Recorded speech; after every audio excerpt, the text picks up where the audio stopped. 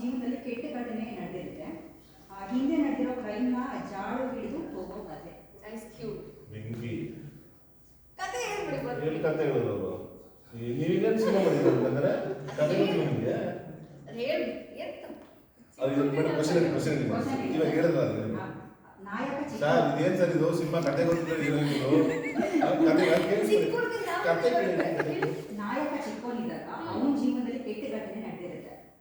ಹಿಂದೆ ನಡೆದಿರೋ ಕ್ರೈಮ್ನ ಜಾಡು ಹಿಡಿದು ಹೋಗೋ ಕತೆ. ಹೌದು ಸತ್ಯ ಸತ್ಯ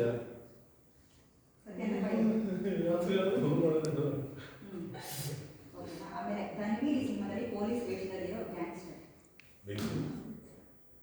ನಾನೇ ನಿಜ ಅಂತ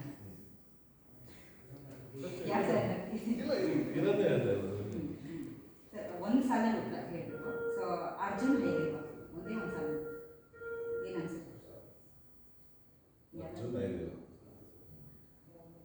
ಬೆಂಕಿ ಒಂದು ಸಾಲ ಹೇಳ್ಬೇಕಾ? ಅರ್ಜುನ್ ಹೇಗಿರುವ ಬಗ್ಗೆ ಏನ್ ಅನ್ಸುತ್ತೆ? ವೆರಿ ರಫ್ ಟಫ್ ಮಾಸ್ಟರ್ ನಾಯಕಿ ಪಾತ್ರ. ಐಸ್ ಕ್ಯೂಬ್ ವಿಲನ್ ಪಾತ್ರ. What? ಪೂರ್ತಿ ಕತೆ ಬಗ್ಗೆ ನಿಮ್ಮ ಅಭಿಪ್ರಾಯ?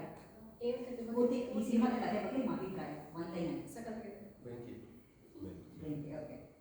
ಸಿನಿಮಾದ ಕ್ಲೈಮ್ಯಾಕ್ಸ್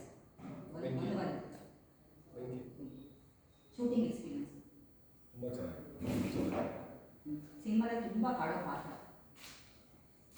ನಾಯಕಿ ಬಿಟ್ಟು ಸಿನಿಮಾನೇ ಕಾಣುತ್ತೆ ಪಾತ್ರ ಕೇಳಿದೆ ಪಾತ್ರ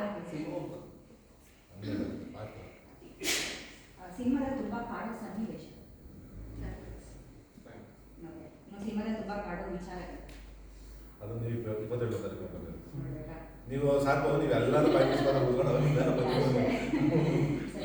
ಥ್ಯಾಂಕ್ ಯು ಸೊ ಮಚ್. ನಿಜ ಖುಷಿಯಾಗಿದೆ ಸರ್ ನಿಮ್ಮನ್ನು ಎಸ್ಪೆಷಲಿ ಈ ಪಾತ್ರದಲ್ಲಿ ನೋಡಿ ತುಂಬ ಖುಷಿ ಆಗಿದೆ. ಸೊ ಫೈನಲ್ 27 ಬರ್ತಾ ಇದ್ದೀರಾ. ಸೊ ಜನರು ಈ ಸಿನಿಮಾವನ್ನು ಥಿಯೇಟರ್ ಬಂದು ನೋಡಬೇಕು ಅಂದರೆ ಯಾಕೆ ಮಾಡ್ತೀರಾ?